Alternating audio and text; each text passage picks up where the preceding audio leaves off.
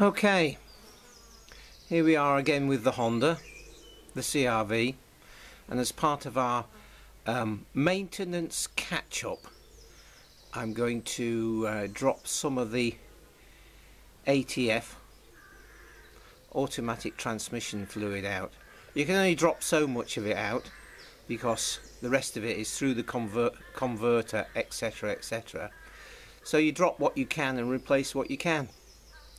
Yeah, unlike some of the more esoteric cars, you can actually do it on this one, whereas other brands, they've got no drain plug, which is mad as a bag of squirrels as far as I'm concerned. Anyway, I'll show you where the drain plug is and we'll drop some fluid out.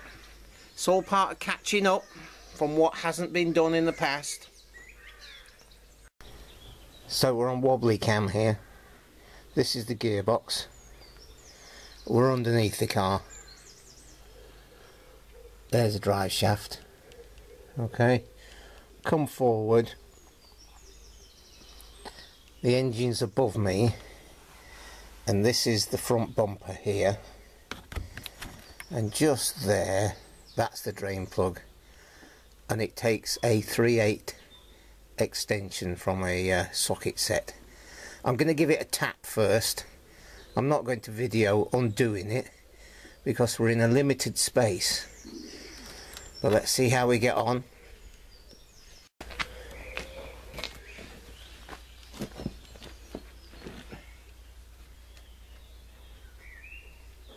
Okay, I gave that a tap and then put a 3/8 breaker in there, and with a little bit of extra force. Now, is this going to come shooting out this way? It probably is. And it looks horrible.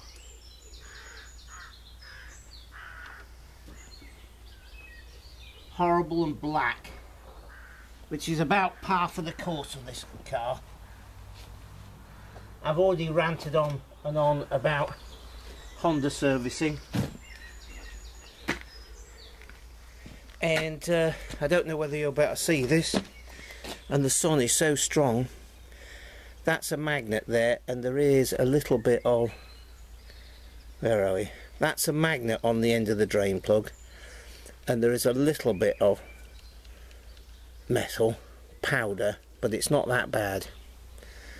But that ATF is absolutely filthy. So here we go. Look at the state of that. Right, and I'm going to show you what new ATV looks like. So this should have been changed 30,000 miles ago, and it wasn't. Can you see that? It's a light cherry colour, not black. Okay. So what we'll do is we'll put, I don't know, that's probably about 3 litres. So we'll put 3 litres in, and you have to use it through the dipstick hole. So you have to have a funnel, quite a long funnel, with a small end to it, and it's got to be clean, and you fill it, as I say, you fill it through the dipstick hole, which is on these is just behind the battery. Yeah, so sometimes it's easier to take the battery out, especially if it's got one of those silly plastic boxes around it. Anyway, that is a right state. So it just goes to show, yeah, as you may have seen, I did a video on the cabin filters. They were blocked, and I know that the spark plugs were 2mm gap instead of 1mm gap. But we're cracking on, we're getting through this maintenance schedule, and it'll only improve reliability and reduce wear. So I've just taken the dipstick out, and here's the dipstick, and as you can see, it's got this big bung on it, so the hole that the dipstick comes out of from the gearbox is not small, but it's still, you need a long extended funnel. Okay, and a little bit of fiddling to get it in the hole.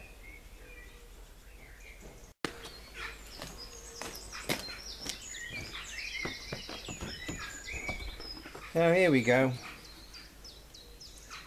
You can see the colour of it. Yeah, it's not black.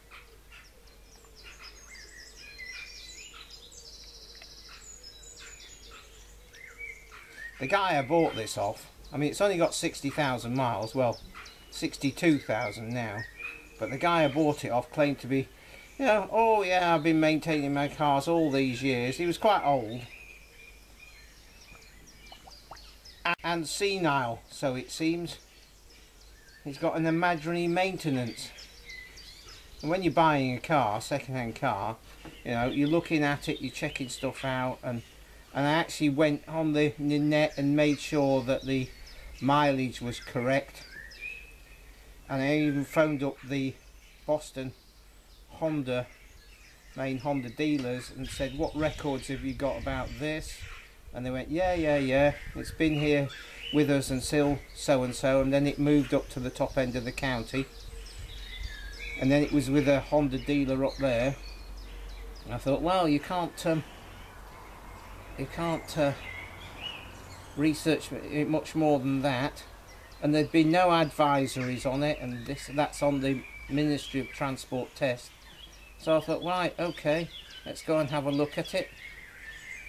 And he was asking a fair amount, so we spent a bit of time knocking about, I don't know,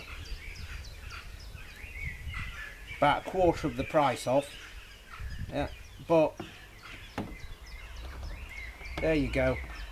Sometimes, you know, well, you know, it's proving to be reliable, and it starts well and it goes well, which is great. It's just, you know, they could have tried a bit better, couldn't they?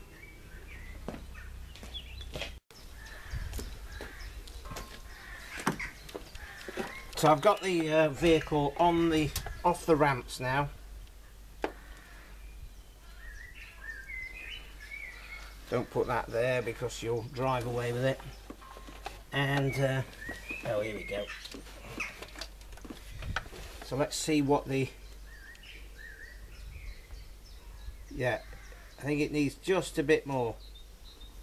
Yeah, I was using up what was left of a previous gallon, and so we need a bit more in there. So I'm just going to top that up.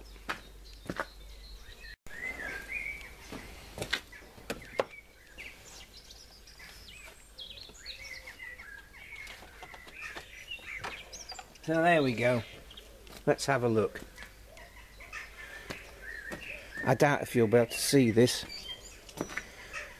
but it's just about there. Where are we? Just about there. So we'll let this bed in, and if we need to, we can just remove a little bit. But you can see how clean it is compared to that other stuff. And notice the end's got yellow on it. But it is a bit fiddly to get down there, and there's an unfortunately routed battery cable, which is just exactly in the way. Anyway, we're done. So there you go. That's part of the maintenance done. I will, of course, because it was that filthy, in another 500 miles, I will change it all again. And it's a matter of diluting the whole, because you can't drain all of it out. But I've just used the vehicle this afternoon, and it's changing better already. It changes quicker and it changes up a lot smoother. It was pretty good to start with compared to my old one, but there's been improvements again. And of course, you know, the quicker they change, the better your fuel economy, etc, etc. Hope you found this useful. Undoing the drain plug, you have to be quite forceful, especially that one that seems like it's never been undone. But make sure it's anti-clockwise, and please give a thumbs up if you've found this useful and enjoyed it. and I will catch up with you on the next one. Cheers for now.